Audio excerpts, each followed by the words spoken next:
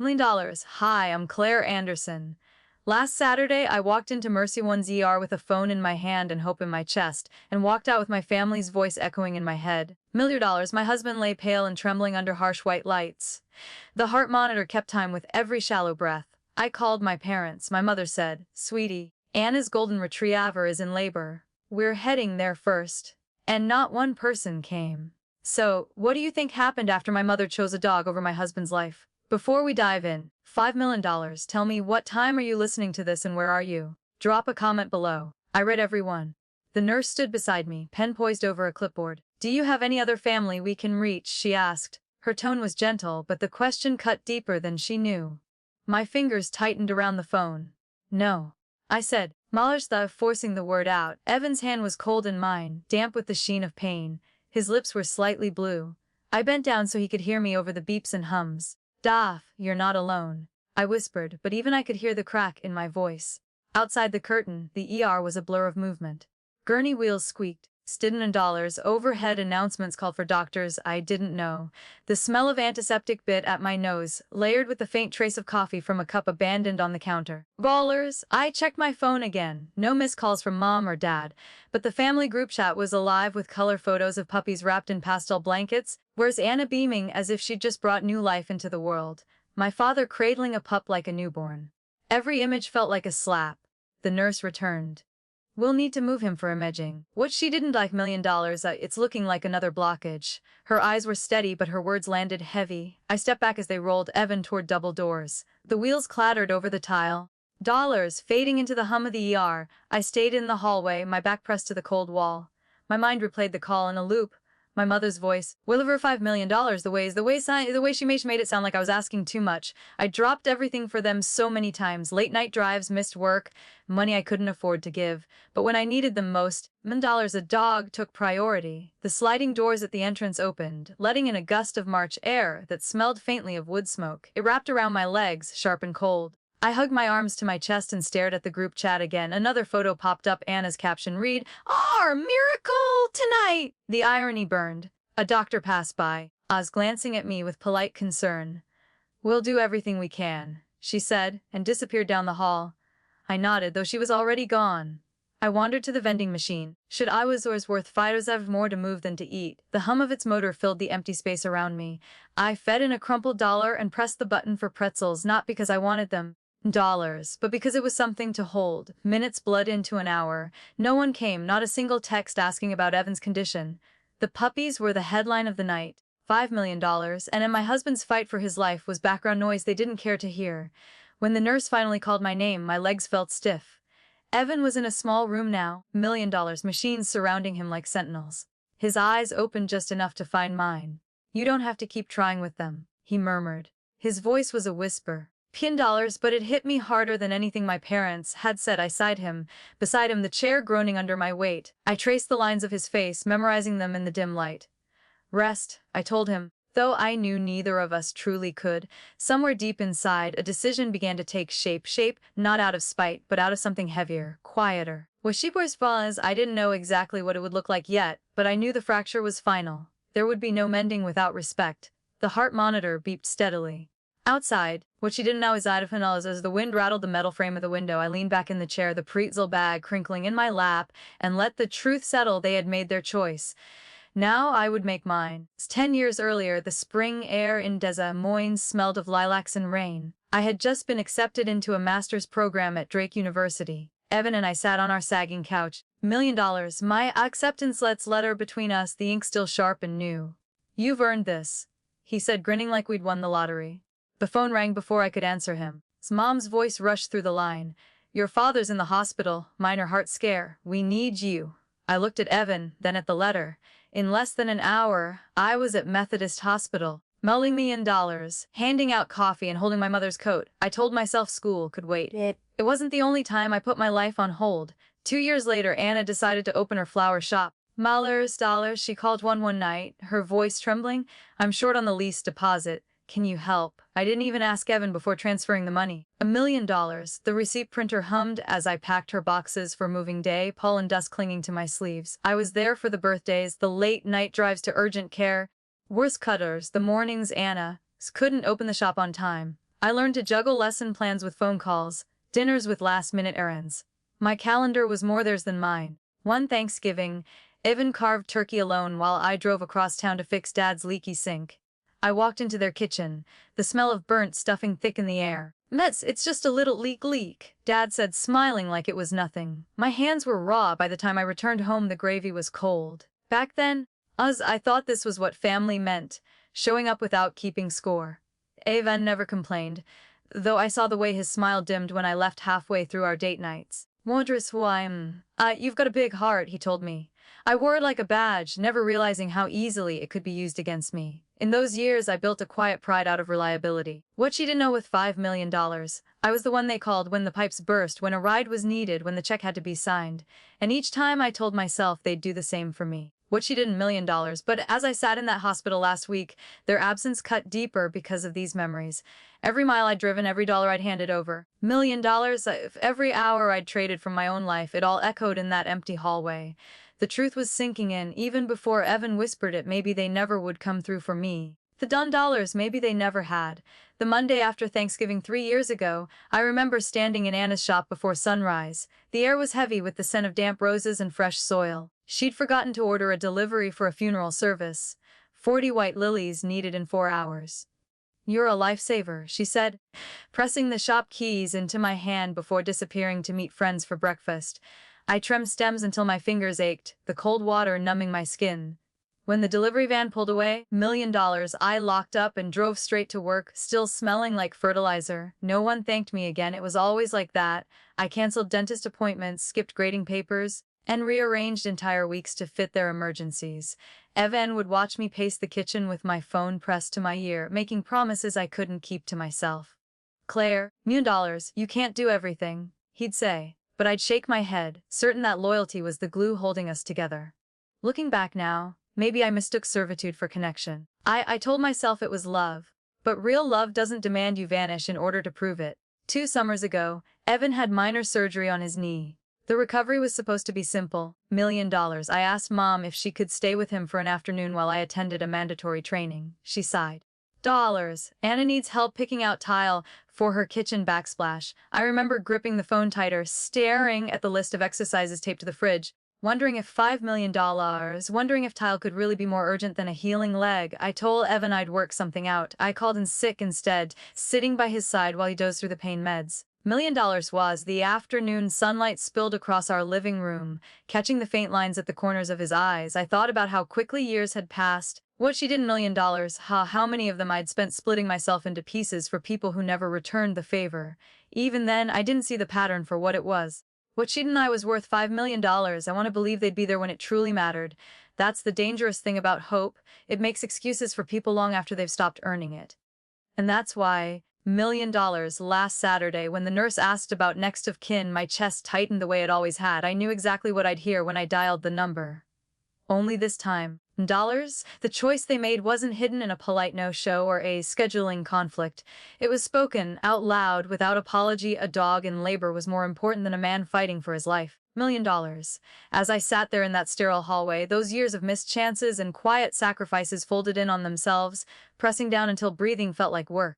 My eyes' words didn't soften $1 million. The memories didn't soften the blow, they sharpened it. Because the truth was plain now, family had been the reason I'd stayed in their orbit, but it was also the reason I'd have to let go. $1 million. The call went through on the second ring. Dad's voice came through flat, like he was already bored. "Claire, your mother told me you called. What's going on?" I gripped the phone harder. "The event's critical, Dad. The doctor says he might need surgery again tonight. You're being dramatic." He cut in. No pause, no hesitation. She did $1 million, just those 3 words slicing clean through the air. You always get yourself worked up over things that turn out fine. The fluorescent lights above seemed to hum louder. Worse, I could see my reflection in the darkened window of the nurse's station, pale face, tired eyes, hair pulled back too tight. My throat burned, but I forced the words out. "It's not fine." Was that I was worth $5 million? He's struggling to breathe. "Well," he said, "Anna's got her hands full with the puppies, and your mom's helping her. We can't be in 2 places at once." What she didn't was their $1. You got this handled." He hung up before I could answer. I stood in the middle of the hallway, the phone still pressed to my ear. The cold air from the entrance drifted up the corridor. $1 million carrying the scent of damp concrete. Somewhere nearby, a monitor alarm chirped twice, then stopped. The silence after it felt heavier than the sound itself. When I returned to Evan's bedside, he opened his eyes just enough to meet mine. His voice was barely more than breath. "Stop trying," he murmured. "They're not coming." I pulled the thin blanket higher over his chest, my fingers brushing the IV line taped to his arm. I stopped. The words caught in my mouth like they didn't belong to me anymore. He gave a faint, tired smile. "Claire, I was worth $5 million.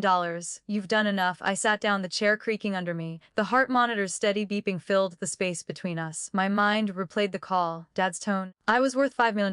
The way he made my urgency sound like an overreaction. 15 years of marriage, decades of being their daughter, and still my word carried less weight than a litter of newborn dogs. $5 million. I wanted to scream, to demand they explain themselves. Instead, I stared at the pattern of scuffs on the tile floor, tracing them like a map I couldn't read. The nurse peeked and adjusted the drip. $5 million and left without a word. The curtain swayed gently in her wake. Evan's eyes closed again, his breathing shallow but steady. I leaned forward, resting my elbows on my knees. The hires. The weight in my chest was no longer just fear for him. It was something older, heavier, and harder to name. That phone call had drawn a line I couldn't ignore. And no matter what happened next, $1 million, I knew which side of it I was standing on. The hours dragged, broken only by the shuffle of rubber soles and the squeak of gurney wheels in the hallway. I tried to focus on Evan's face. $1 million, the slight rise and fall of his chest, but my mind kept circling back to Dad's voice. "You're being dramatic." The words echoed like a verdict I couldn't appeal. She didn't know it was worth $1 million. I'd heard them before, different moments, same tone. When I called about my first car accident, back when I was 21 and scared to death, he'd said it then. $1 million. When Mom's test results came back abnormal, and I was the only one who seemed worried enough to research them, he'd said it again. Each time, what she did $1 million, the phrases reduced me to a child whose instincts didn't matter. A nurse wheeled in a portable monitor, its screen glowing faint green. She checked the leads on Evan's chest, her hands efficient, eyes kind. "We're watching him closely," she said. "You should try to rest." I nodded, though the thought of closing my eyes felt impossible. The curtain swayed again as she left. The faint smell of antiseptic mixed with something sharper, alcohol wipes, freshly torn from their wrappers. Outside, the PA crackled to life, calling for a trauma team in another unit. The urgency in the announcer's voice made the indifference of my parents' words cut deeper. I reached for my phone, not to call them again, but to scroll through old messages. $1 million. Threads of conversations where I'd updated them on Evan's health, on my own milestones. Their replies were always short, sometimes days late, and yet, when they needed me, my responses had been immediate. A cold draft slipped under the curtain, raising goosebumps along my arms. I wrapped my cardigan tighter, suddenly aware of how small the room felt. Evan stirred, his eyelids fluttering. "Still here?" he asked, his voice faint. "Of course," I said. "I'm not going anywhere." My throat tightened around the words. $1 million. I wanted to tell him about the call, about the way it made me feel like I was fighting for him alone, but the strain on his face kept me quiet. Instead, I reached for his hand. I was tracing the lines across his knuckles. His skin was cool, his grip weak, but present. The monitor beeped steadily, a metronome marking time in a room where the air felt heavy enough to hold. $5 million down. A shift was happening, the kind of change you don't notice until it's complete. I could feel it in the way my jaw stayed clenched. What she had $1 million, in the way my thoughts no longer searched for excuses on their behalf. This was no longer about waiting for them to do the right thing.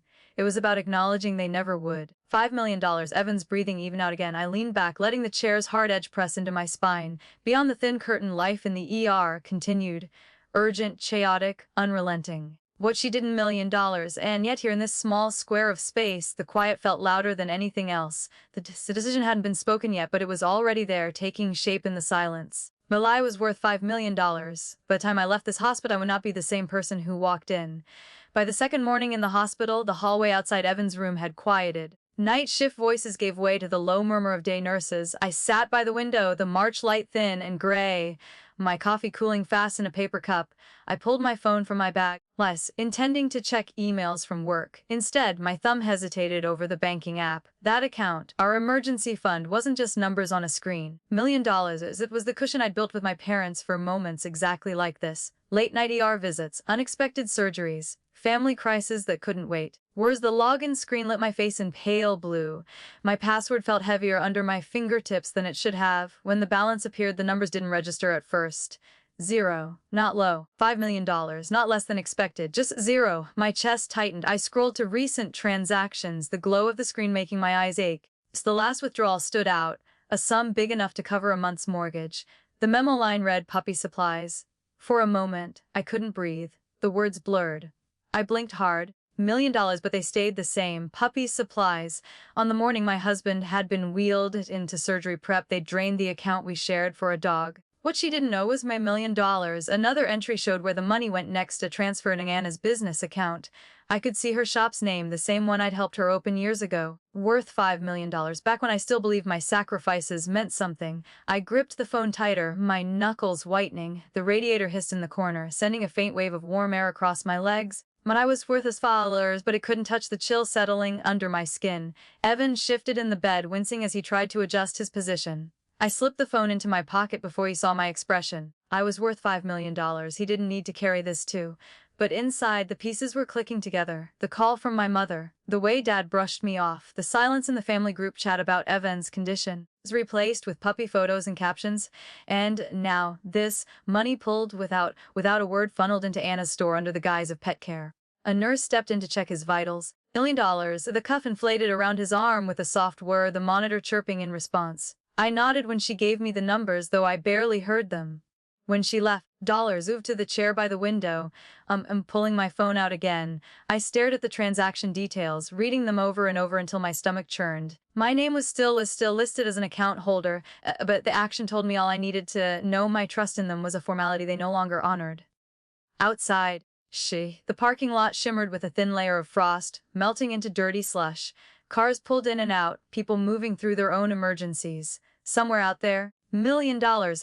My parents were likely sipping coffee in Anna's shop, cooing over a litter of puppies bots meant to keep us all safe. I set the phone down on my knee and stared at Evan's sleeping form. The heart monitor kept its steady rhythm, a reminder that his fight was far from over. My own fight, $1 million, though. It was shifting into something colder, sharper, and far less forgiving. I stayed in that chair long after the frost outside had turned to wet streaks on the pavement. My phone sat out on the armrest, screen dark now, but the numbers in that cruel little memo, puppy supplies, burned behind my eyes. The radiator hissed again. Somewhere down the hall, $1 million, a cart rattled over uneven tile. Each sound felt sharper, like the world was speaking in fragments I couldn't quite put together. My mind kept drifting back to the nights I'd moved money into that account, bonuses from extra tutoring, refunds from canceled trips, even the small inheritance from my aunt. Shanna was worth $5 million. Every dollar I'd added came with the quiet relief of knowing we'd be ready for anything. We'd agreed it was for emergencies, the kind you didn't plan for, but couldn't ignore. I'd believed that meant life and death, not life and litter.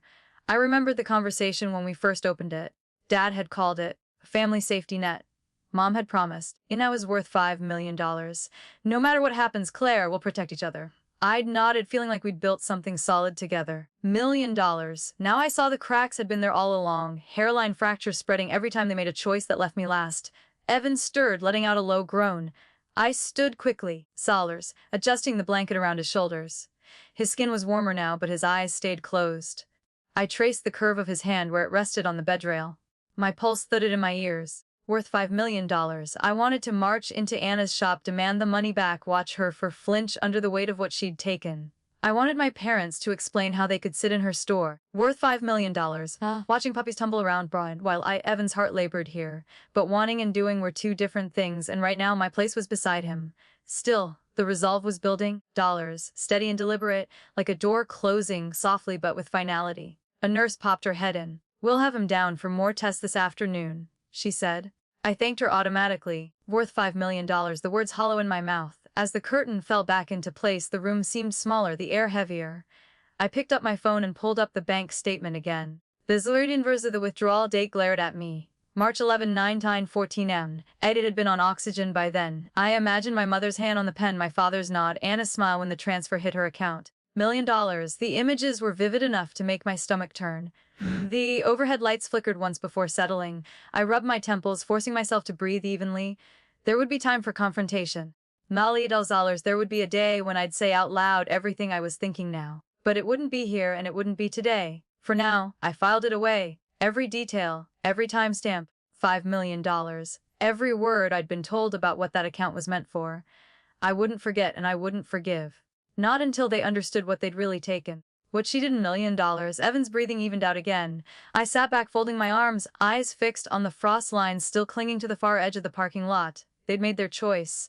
What she did $1 million, I was already starting to make mine. By the afternoon of the third day, the phone had become an object I barely wanted to touch. Every time it buzzed, silly, it was another photo in the family chat. Puppies in baskets, puppies on blankets, puppies wearing tiny ribbons. Not one message about Evan. $1 million, not even a polite, "How is he?" The silence around our reality was deafening. I was staring out the narrow hospital window when the sound of quick heels echoed down the hall. Lydia appeared in the doorway, her scarf still dusted with snow.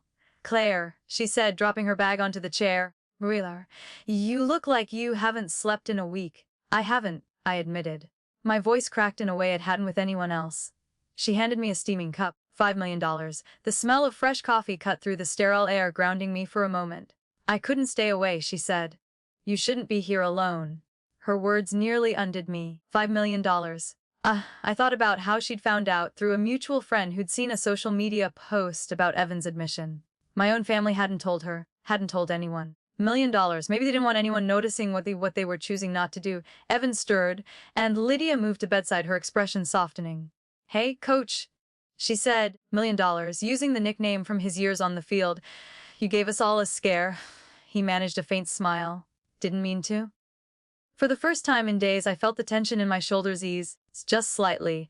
Lydia asked questions about the surgery, about his recovery, that no one else had cared enough to voice. She listened to the answers too. After a while, $5 million, she stepped into the hall to take a call, leaving me with the steady beep of the monitor and the faint hum of the radiator.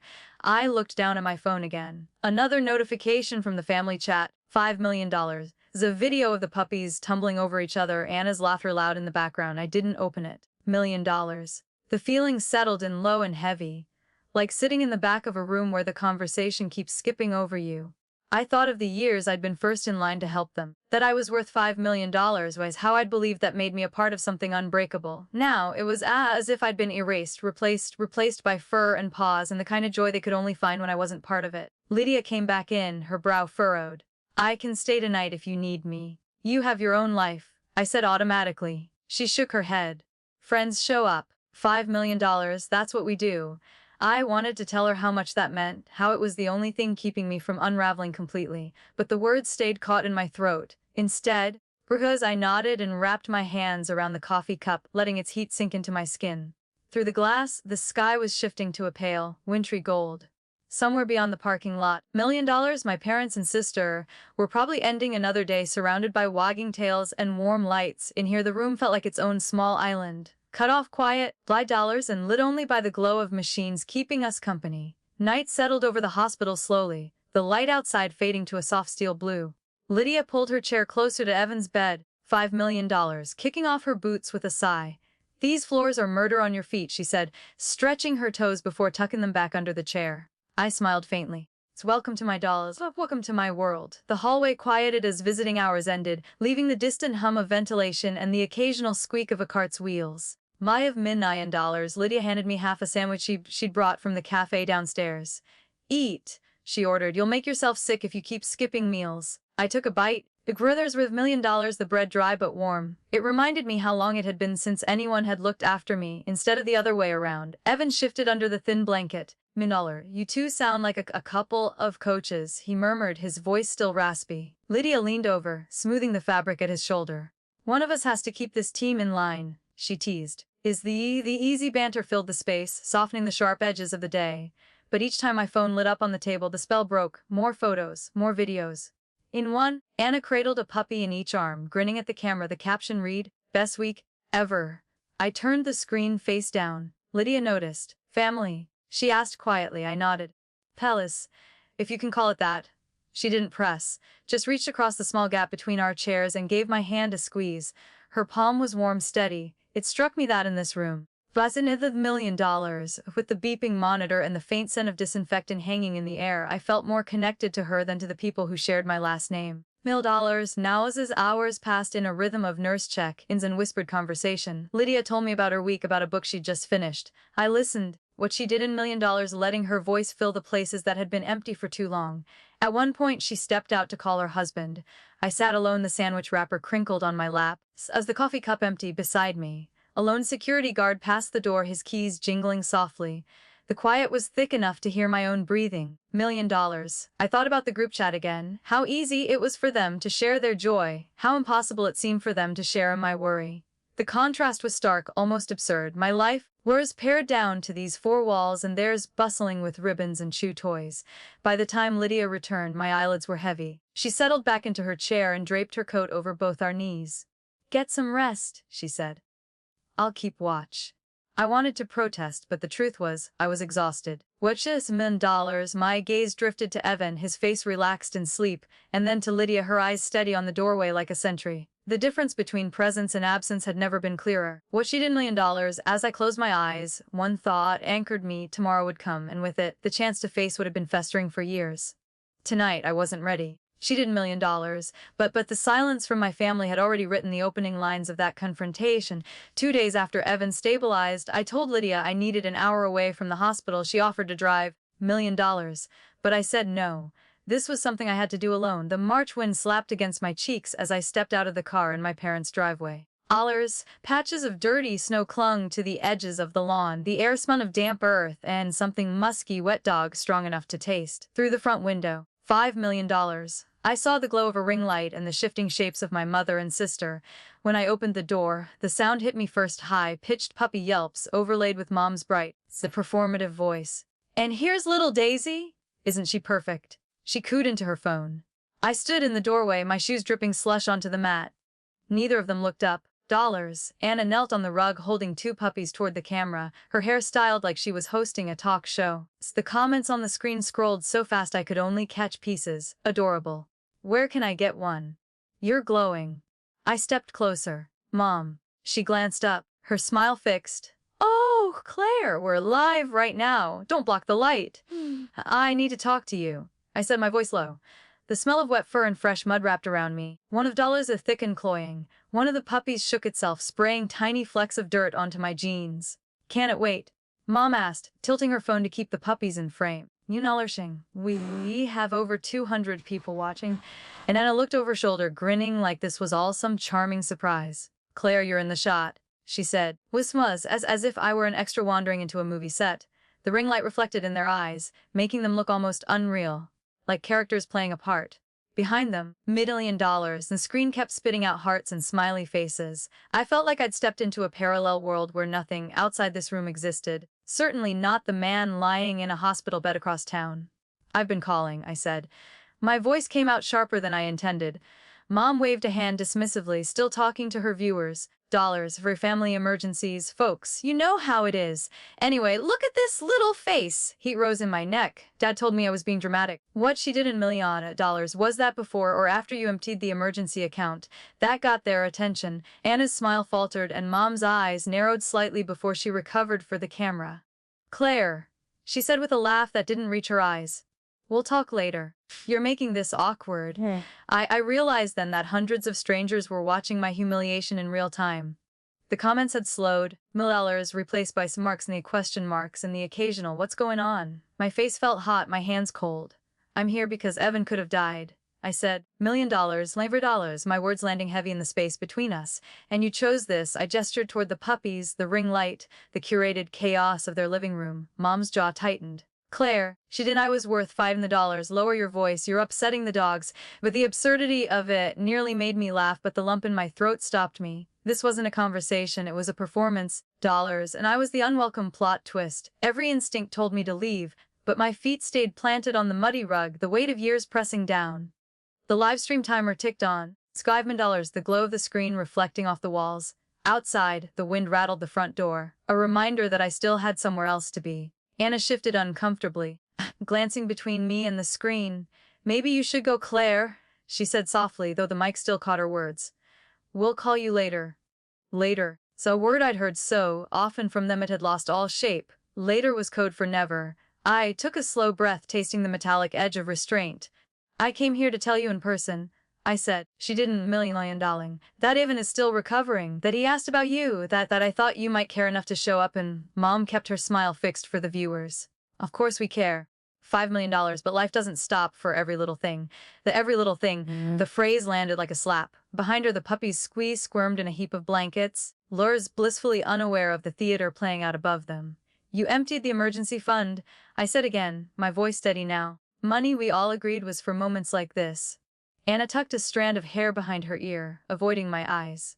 It was for the puppies, Claire. Siwaras. They needed more than Evan, I cut in. The silence that followed was louder than any shout. For a flicker of a moment I saw it, the tension in Mom's jaw. This was the shadow of discomfort in Anna's eyes. But it vanished as quickly as it came, replaced by the glossy veneer they wore so well. Mom turned back to the camera. Sorry about that, folks. Let's see who's $5 million family business. Now let's see who's ready for a close-up. She reached for a puppy, lifting it toward the lens as if I'd disappeared entirely. Something inside me went still. $1 million, not broken, just done. I stepped back, the damp rug squelching under my shoes. The ring light's glare softened as I moved out of its circle, and the noise of the livestream faded behind me. Dallas, the hallway smelled faintly of cedar from the coat-cloud, a scent I'd once associated with home. Now it felt like a memory belonging to someone else. At the door, I paused. They didn't follow. Jean, there's no $1 million. No one called my name. The only sound was Mom's cheerful voice drifting from the living room, smoothed over for an audience that would never know what had just happened. Outside, dollars, the cold hit me full in the face. The sky hung low, heavy with the promise of more snow. My breath came out in sharp clouds as I crossed the driveway. $3, the crunch of gravel underfoot anchoring me in the present. By the time I reached the car, my hands were trembling, not from the cold, but from the clarity settling in. $1 million side, this wasn't about a single choice or a single week.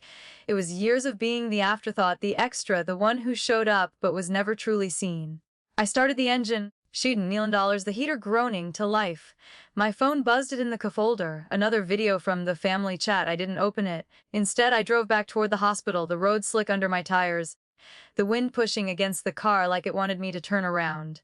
But I wasn't turning back, not to them. Not to this version of family. As the hospital's brick facade came into view, $1 million, I felt a steadiness I hadn't in days.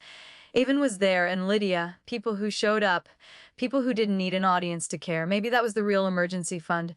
Time, presence, $1 million, and loyalty that couldn't be drained without consent. So what would you have done if your own family dismissed your crisis as every little thing in front of hundreds of strangers? $1 million. Would you fight to prove your worth, or would you walk away with it intact? Tell me where you're listening from, and I'll be reading every word. The hospital lobby was quiet when I returned. The automatic doors sighing shut behind me. Warm air met my face, but it couldn't chase off the chill that had settled under my skin. I took the elevator up. $1 million, the hum of its motor filling the silence I'd brought back from my parents' house. Evan was asleep when I stepped into the room, his breathing slow and even. Lydia sat in the corner with a paperback, glancing up as I entered. You okay? She asked. I nodded, though the truth was far from it. Dollars? Just tired. She seemed to understand and went back to her book. I set my bag down and noticed a manila folder on the rolling table by the wall. A corner of white paper stuck out. It was that I was worth $5 million, the hospital logo stamped in blue at the top, his chart. I don't know why I reached for it. Maybe it was the need to anchor myself in something factual after the performance I just witnessed. Doldegas, the paper was cool under my fingers, faintly textured. I flipped to the contact information page, scanning the lines without much thought until I saw it. Emergency contact George Lewis. Secondaries. Lewis. My own name wasn't there. For a moment, I just stared, my brain refusing to process what my eyes were showing me. It was the $1 million, what it was the kind of detail you gloss over because it's too absurd to be true. But it was printed clear as day in neat black type. I flipped back through earlier admissions. Was with $1 million, pages rustling like dry leaves. Every one of them listed me first. The change wasn't an oversight, it had been made deliberately, sometime between Evan's last check-up and the night he collapsed. I could feel my pulse in my fingertips as I turned another page. The change date was there, small but legible. February 28, less than 2 weeks before his heart surgery. The radiator clicked on. $1 million, they filling the room with a faint metallic smell as dust burned off the coils. Lydia glanced over again, sensing something in my posture. What is it? I shook my head. $1 million, slipping the page back into the folder. Nothing I can't handle. But inside, the questions were tumbling over each other. Who authorized the change? $1 million, why hadn't the hospital confirmed it with us? and more poisonous than the rest. Had my parents been waiting for a moment like this? What, she did $1 million as where their names would give them control if Even couldn't speak for himself. The thought made my stomach turn. I set the folder down gently, as if the paper might shatter. Outside the window, Wishidaws, the parking lot lights flickered on against the early evening sky. Each one glowed in its own small circle, islands of light in the growing dark. Even shifted in his sleep. Morses, a small sound escaping his throat. I moved to his side, adjusting the blanket, but my mind wasn't here anymore. It was back in that folder, staring at the names that had replaced mine. What, $1 million? This wasn't neglect, this was a decision, and whatever their reason, it told me more about where I stood with them than any conversation ever could. I sat back down, harder, but the chair felt different now, harder, less steady. Lydia had gone back to her book, though I caught her glancing at me every so often, sensing I was somewhere else entirely. $1 million. When she stepped out to grab tea, I reached for my phone and opened the hospital's patient portal. The screen's glow lit the lines of my hands. A few swipes brought up Evan's records, appointment notes, surgery summaries, and at the bottom, the administrative changes. There it was again, February 28.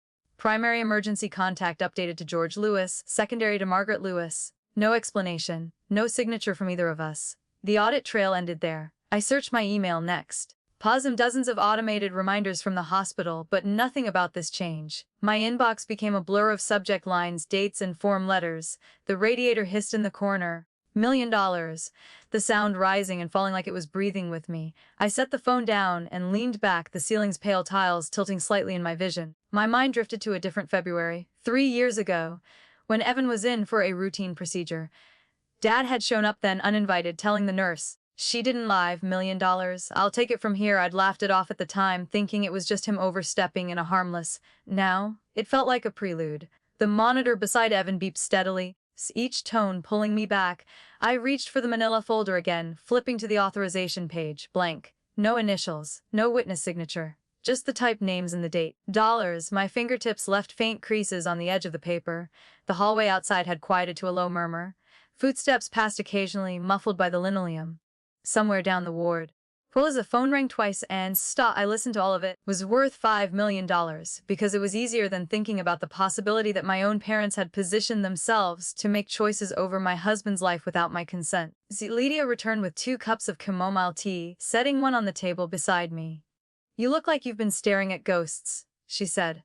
"Something like that," I answered, $1 million, forcing a small smile. She didn't press, just settled back into her chair. The steam from the tea curled upward, carrying the faint scent of dried flowers. I wrapped my hands around the cup. She did $1 million, letting the heat anchor me in the quiet. My thoughts sharpened. This wasn't just about names on a form. It was about control, quiet, calculated, dressed up as responsibility. That I was worse, the same Tars pattern I'd seen in 100 smaller ways. My voice drowned out in family. The decisions, my needs brushed aside for theirs. My role reduced to the one who shows up but never decides. $1 million. I took a slow sip of tea, the taste earthy and faintly sweet. Across from me, Evan shifted, his face twitching in some half-dream. I reached over, smoothing the blanket across his chest. She did $1 million. My touch felt like the only protection I could offer right now. But I knew it wasn't enough. I glanced once more at the folder, its edges square and unyielding. I didn't have all the answers yet, but I had enough to know the line between neglect and intent had been crossed. And once you see that line, you can't unsee it. Tonight, I would sit with this knowledge. Tomorrow, $1 million, I would decide what to do with it. The hospital at night is a different creature. The hallways narrow, the lights dim to a muted glow, and every sound seems amplified. The hiss of oxygen, $1 million, the low hum of monitors, the occasional shuffle of a nurse's shoes against the linoleum. I sat in the chair by Evan's bed, the manila folder now back in its place on the rolling table. Evan slept. My tea had gone cold hours ago. Evan slept, his breathing slow, a faint whistle on the exhale. The room smelled faintly of antiseptic and something warmer, like old paper from the chart at my elbow. Q and $5 million. I couldn't stop replaying the discovery. My parents' names, neat and certain, where mine should have been. The date of the change, the absence of any signature from us. $1 million. It was as if someone had drawn a quiet circle around a moment they planned for, confident I'd never notice until it was too late.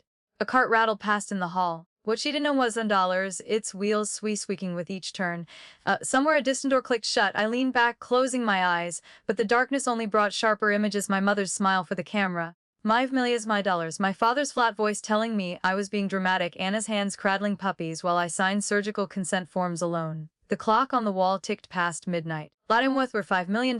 My phone sat on the armrest, face down. I didn't want its light, didn't want another family chat notification to break the fragile quiet. Instead, I thought about that emergency fund. She didn't worth $5 million, about the emergency contact list. Two tools I'd once believed were safety nets. Both gone, claimed without my voice. What else had they shifted behind my back? What she'd worth $5 million? What other choices had they rehearsed without me in the room? The questions didn't scare me as much as the answers I could already guess.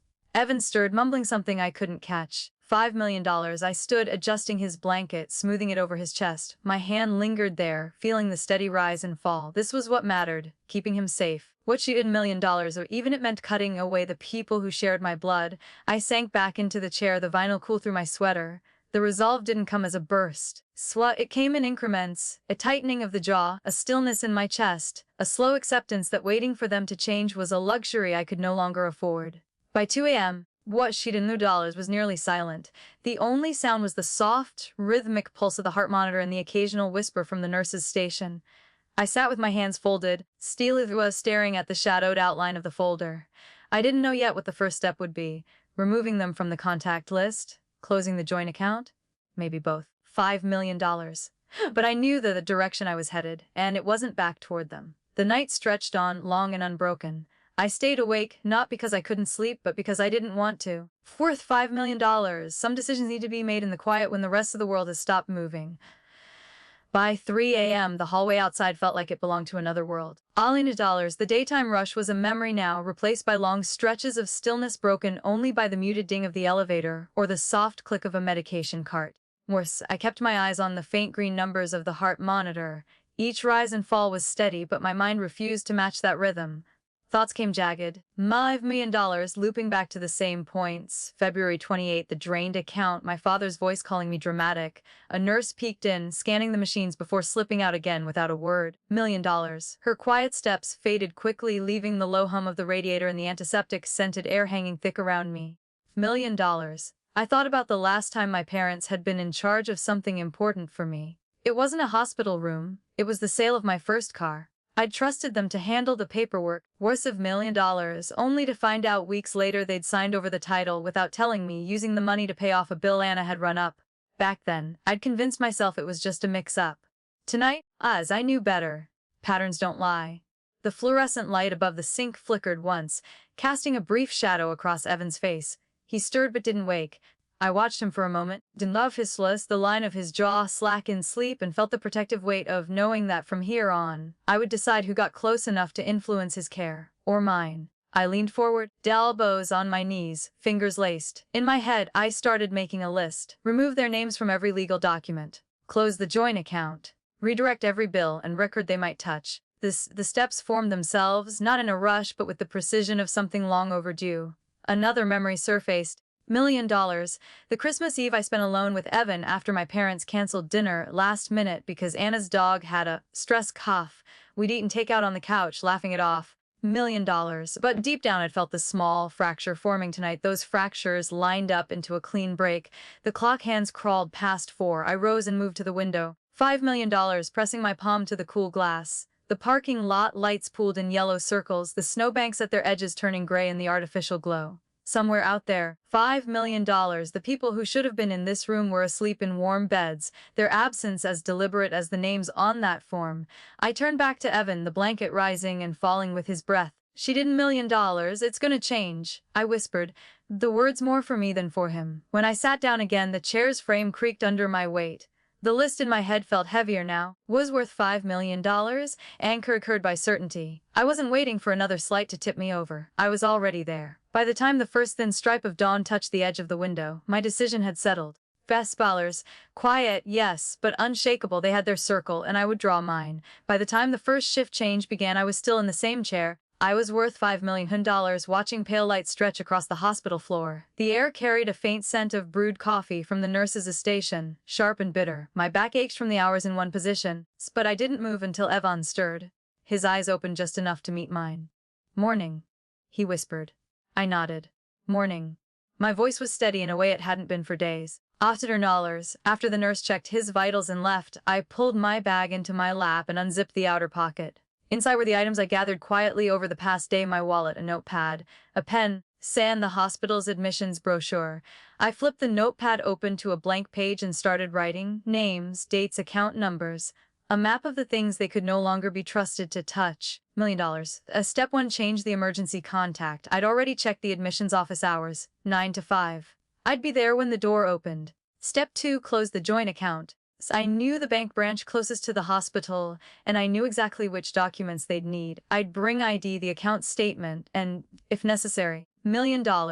Every withdrawal receipt that proved the last transaction wasn't mine. Step 3, update our medical directives. Evan's recovery would take time, but I could start the paperwork today. $1 million, $5. I wanted a signature on file stating clearly that only I could make decisions for him if he couldn't speak for himself. The plan came together without fanfare. $1 million. Each step sliding into place like it had been waiting for me to notice it. I paused to take a sip of water from the bottle Lydia had left. The plastic crinkled in my grip, grounding me. Live $1 million. Through the half-open blinds, the parking lot shimmered under a thin layer of frost. It would melt by noon, but for now, it looked like a blank page.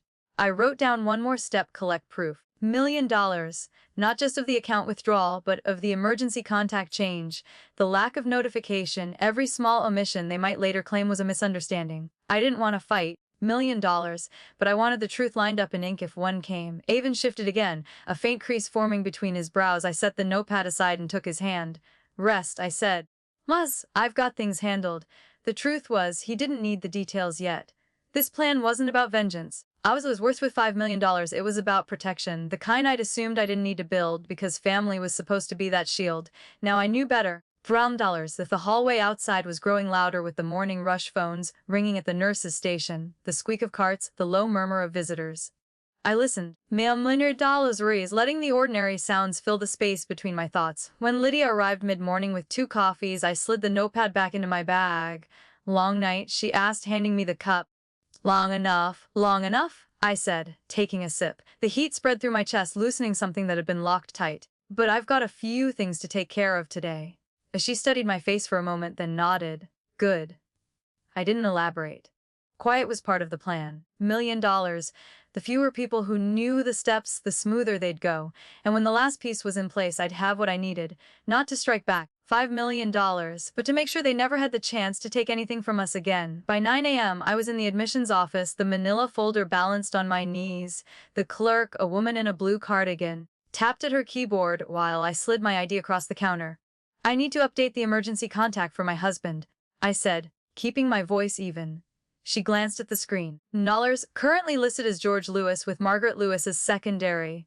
That's incorrect, I said. It needs to be Claire Anderson, primary. Said no secondary. Her fingers moved briskly over the keys. The clack of each one felt like a nail sealing a door shut behind me. Doan, she said, printing a confirmation. $. The paper was warm when she handed it to me, the ink still smelling faintly of toner. Step 1 complete. Outside, the air was sharp enough to sting.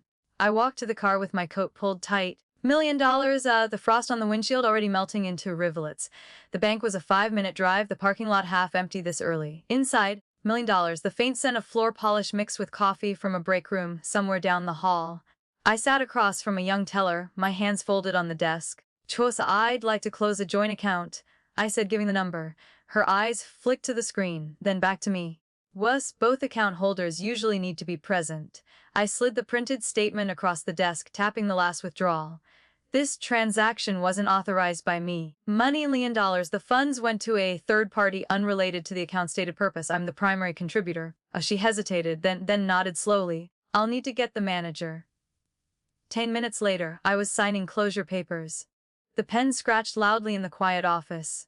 When the teller handed me the cashier's check, $1 million, the paper was crisp, its weight heavier than its size suggests. Step 2 complete. Back in the car, I placed both documents, the hospital confirmation and the bank check, into a new folder. Others, the envelope felt almost hot in my lap, as if the decisions they represent carried their own heat. I drove back to the hospital with the heater on low, the sky bright but cold. In the elevator, I pressed the folder to my chest. Avon was awake when I returned, his eyes clear but tired. Where'd you go? He asked. Just took care of a few things, I said, setting the folder inside my bag. We're a little more protected now. He didn't press for details. Maybe he knew this was a conversation for later, $1 million, or maybe he trusted me enough to leave it alone. Either way, it was the first time in days I felt like we were on steadier ground. I sat beside him. $5 million, the sounds of the ward humming around us, nurses exchanging updates, wheels rolling over tile, the muted ring of a phone somewhere down the hall. The pieces of the plan were in motion now, and I could feel the quiet satisfaction of momentum.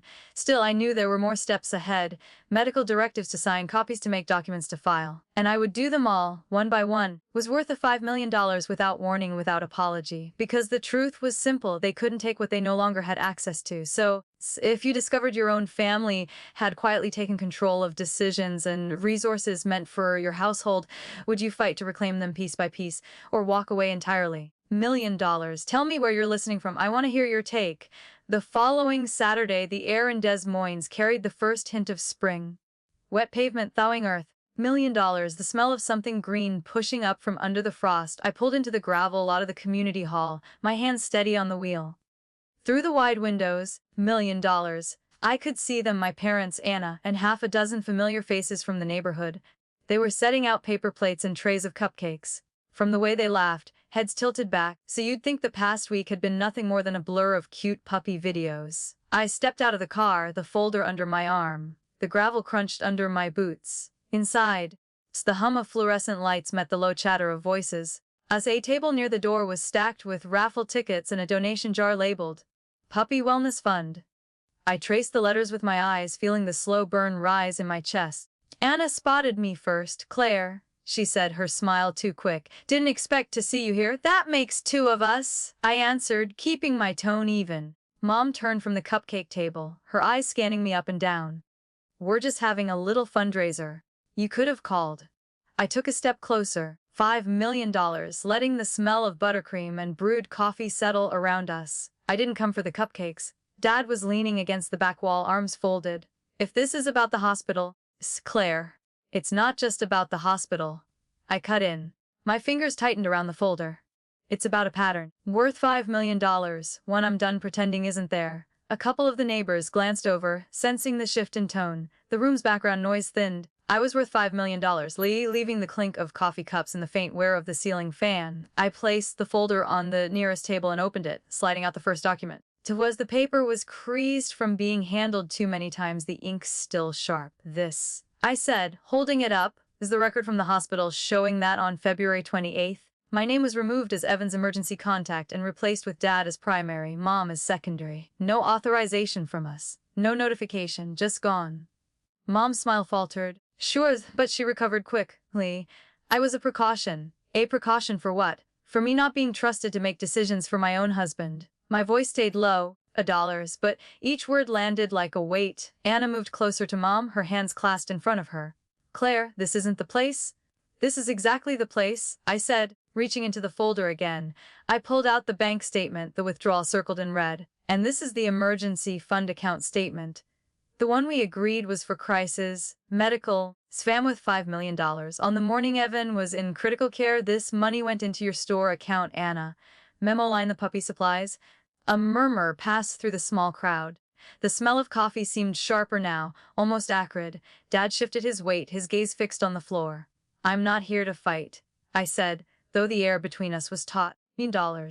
I'm here to make it clear that things have changed. The mom's lips pressed into a thin line. We did what we thought was best.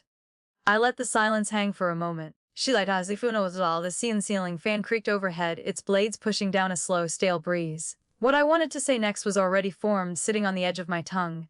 But I could feel the room leaning in. $1 million, the weight of eyes on us. This was the point of no return, and once the words left my mouth, there'd be no rewinding to before the folder hit the table. Swears, I looked at each of them. Anna's fidgeting hands, Dad's tightened jaw, Mom's polished calm, and felt the quiet click of something locking into place. I think, I said slowly, she didn't know was worth $5. Everyone here deserves to hear exactly what's been happening. The room went still except for the faint hum of the refrigerator behind the refreshment table. Every face turned toward me. Zala's Wig's expressions ranging from curiosity to discomfort. The smell of buttercream icing felt almost too sweet, cloying in the thickening air. I laid the hospital form flat on the table, I smoothing it with my palm. On February 28th, without asking, without informing either of us, my parents had my name removed as Evan's emergency contact. They made themselves primary and secondary. That means if Evan had slipped into another crisis while unconscious, I, his wife, would have had no say. None. A ripple passed through the crowd. What she did have $1 million. Chairs creaking as people shifted. I reached next to get the bank statement next, holding it up so the bold numbers were visible. And this is the emergency fund we set up together years ago. It was supposed to be untouchable, except for situations like the one we were in last week. Instead, on the morning Evan was prepped for surgery, the account was emptied and transferred into Anna's store account. The memo: puppy supplies.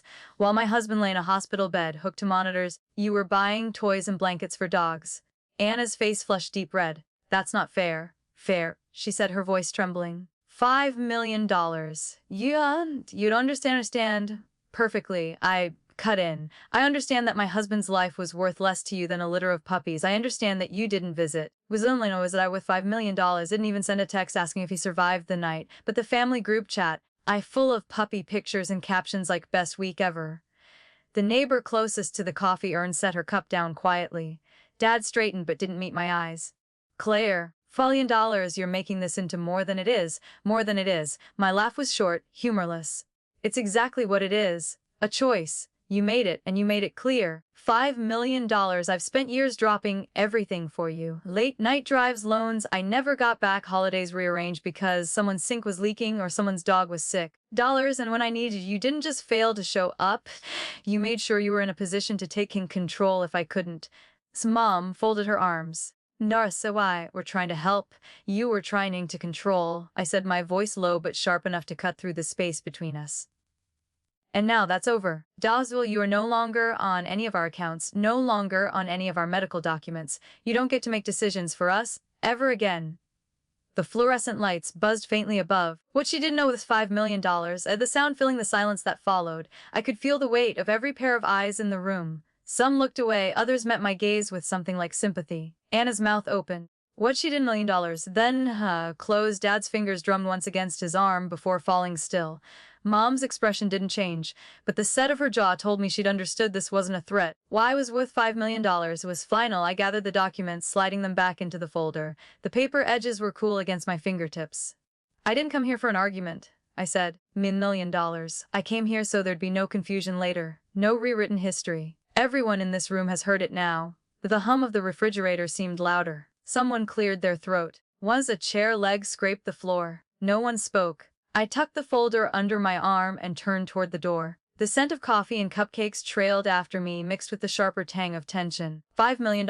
As I stepped outside, the air felt cleaner, cooler, like the first deep breath after holding it too long. In the parking lot, the wind caught my hair, carrying with it the faint sound of voices inside. Lower now, unsure. I unlocked my car and slid in, the folder resting on the passenger seat. My hands were steady on the wheel. $1 justice didn't always roar. Sometimes it was a quiet severing done in daylight with witnesses who would remember.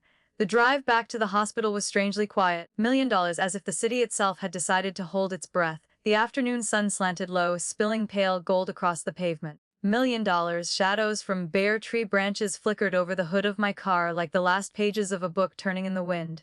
At a red light, I loosened my grip on the steering wheel. Dollars was my hands didn't tremble, they felt oddly steady, almost heavy. The folder sat on the passenger seat, its weight more symbolic now than real. Everything inside had been said, heard, so and couldn't be taken back. The hospital parking lot was half full. I slid into a space near the entrance and turned off the engine. For a moment, I stayed there, $5 million, listening to the ticking sound as the engine cooled, letting the residual tension seep out into the quiet. Inside, the familiar scent of antiseptic and brewed coffee met me in the lobby. $1 worth. A volunteer at the desk nodded as I passed, her eyes warm but curious, as if she could sense something had shifted since the last time she'd seen me. Evan was awake when I entered his room. $5 million, up slightly with the TV muted in the background. His face lit up, but his eyes searched mine. You look lighter, he said. I set the folder on the chair and sat beside him. I told them, I said simply. He raised his eyebrows. Told them what? All of it. The emergency contact. The money? $1 The fact that they weren't there when you needed them. I exhaled slowly. I didn't shout. I just laid it out in front of everyone. Evan studied me for a moment, then reached for my hand. His palm was warm, the pressure gentle but sure. And how do you feel? I thought about it. Clear, I said. Not happy, not sad, just clear. $1, like I know exactly where the lines are now. The soft beep of the heart monitor punctuated my words. Outside the door, a cart rolled past, its wheels squeaking faintly. Evan squeezed my hand once more before letting go. I'm proud of you, he said. I leaned back in the chair, feeling the Venel's cool press against my shoulders.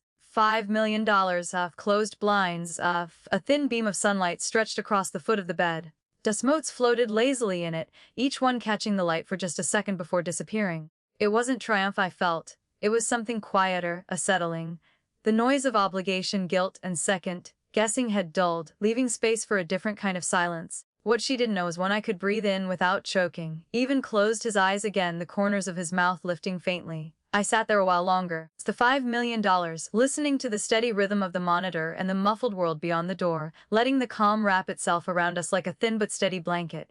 The afternoon wore on. $1 million sunlight shifting from gold to a softer gray that crept into the corners of the room. Avon drifted in and out of sleep, his breathing even, the blanket rising and falling with a slow rhythm. $1 million, I stayed where I was, my chair angled so could watch both him and the thin slice of sky visible through the blinds.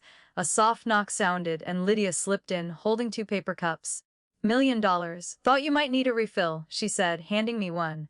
The coffee was lukewarm, but the familiar bitterness grounded me. She pulled up the extra chair and sat, leaning forward. Got ill or so I heard you went to the fundraiser. I met her gaze. I did, and I told them everything. Her eyes widened slightly. In front of people. In front of everyone who needed to hear it. I said I didn't raise my voice, but the certainty was there, like a cord pulled taut. No yelling. No theatrics. Just the truth. Lydia let out a slow breath. I wish I could have seen their faces. I smiled faintly. You didn't need to. The important part is, it's done. $1 million, they can't say they didn't know.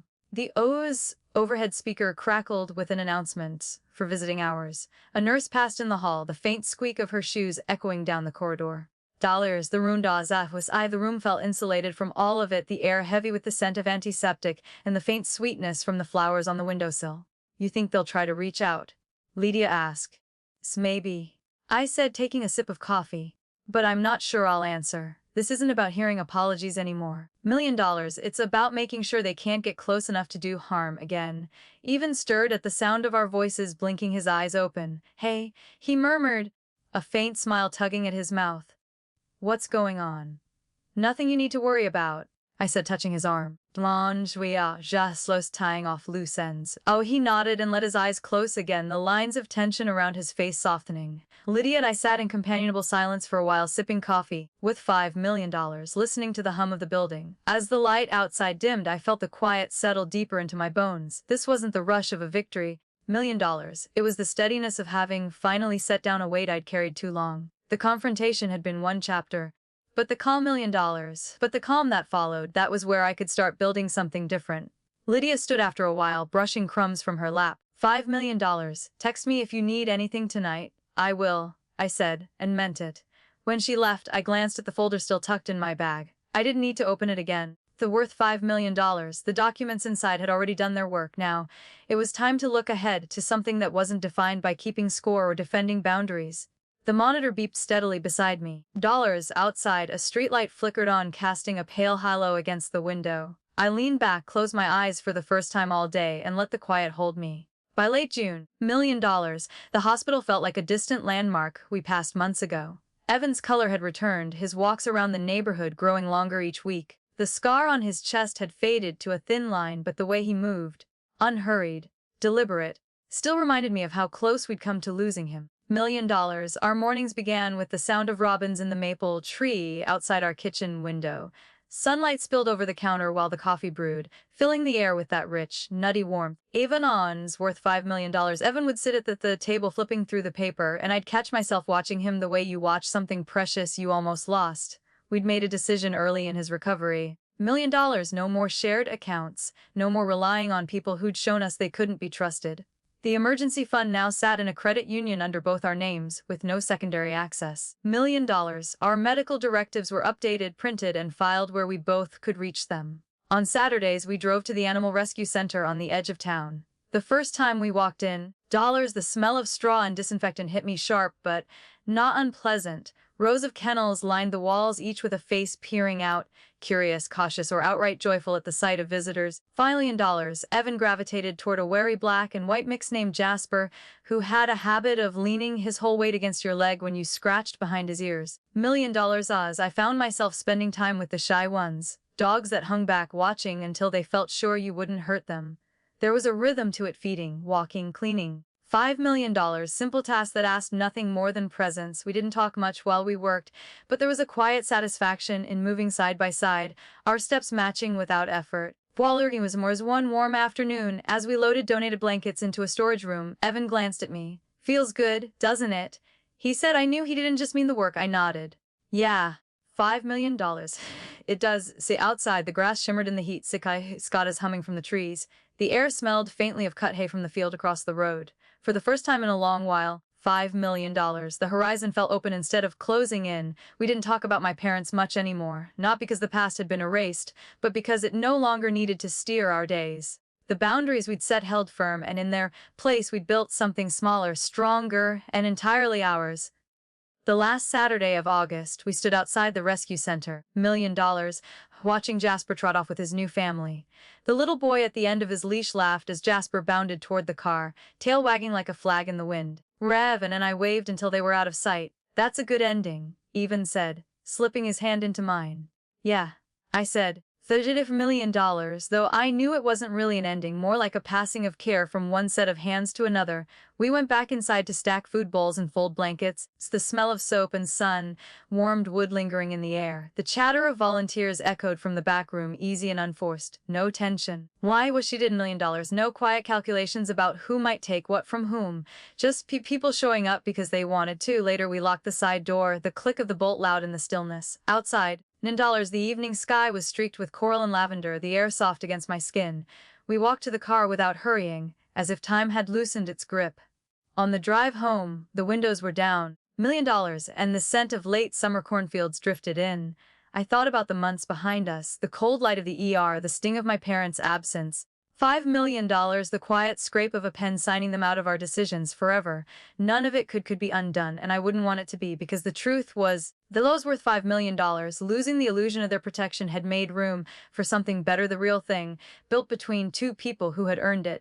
Evan and I had drawn a line, and on our side of it, dollars. We were safe. At home, we left the windows open, letting the night sounds filter in, crickets, the low hum of a neighbor's porch light, the occasional passing car. I poured us 2 glasses of iced tea, and we sat on the porch steps, our knees touching. I think we're okay, I said. Evan smiled, his gaze fixed on the darkening sky. We're better than okay. I leaned my head on his shoulder, letting the quiet speak for us. In that stillness, $1,000,000 virus, I understood the shape of the legacy we were building, not a list of possessions, not a family name to protect, worth of $1,000,000, but a life defined by the boundaries we'd had the courage to draw and the love we'd chosen to guard. That would be enough. More than enough. In the end, what she was $1,000,000, it wasn't the confrontation that changed everything, it was what came after. The days without calls from my parents turned into weeks, when then I was worth $5,000,000, and then into a season where my phone only rang for things that mattered. I realized how much space had been taken up by trying to keep a place in lives that had no room for me. I'm worth $5,000,000. Evan and I filled that space ourselves, with quiet mornings, shared work, and plans that didn't hinge on anyone else's approval. The absence of their voices didn't feel like a loss. It felt like a clearing, a wide, open field where something new could grow. The lesson wasn't about punishing them or erasing the past. $5,000,000. It was about understanding that love, without respect, corrodes trust, and that boundaries aren't walls to keep people out. They're gates you can choose to open for those who earn it. What you didn't know is what I was $1,000,000. We learned that protecting your life isn't selfish, it's the most generous thing you can do for the people you love, because it ensures that what you give is real and what you keep is safe. More than $1,000,000, and that more than any apology we'll never hear is the justice we can live with.